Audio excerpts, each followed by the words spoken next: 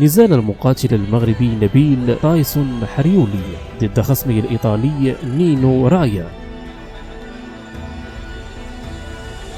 وكعادته دخل تايسون المغربي نبيل حريولي للنزال مهاجما خصمه الإيطالي نينو رايا، وسدد له بعض الضربات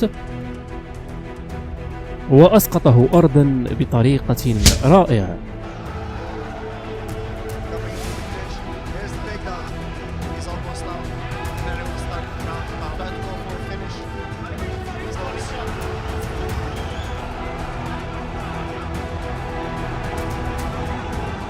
وانقض عليه آلة الضربة المدمرة بسلسلة من الضربات القوية والمدمرة حتى أوقف الحكم النزال.